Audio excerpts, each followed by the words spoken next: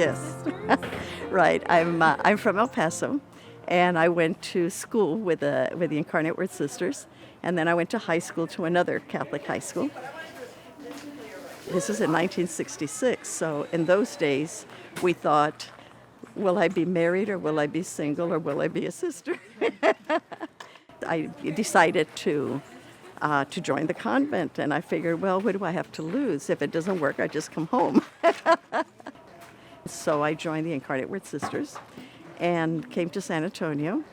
Went to Incarnate Word College. I've lived here continuously at the house, but I served one term between 1990 and 1996 on the general leadership team.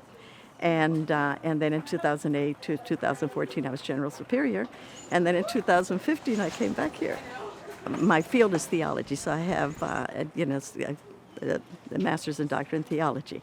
And my area was primarily feminist and liberation theology. And with feminist and liberation theology, and as a Latina interested in working with Latina families especially, this was a natural in terms of working with women and being able to do it not from a theoretical perspective, but from an experience base. And for a few years, I also taught at the university in the one course, just as an adjunct in theology, in Latino spirituality.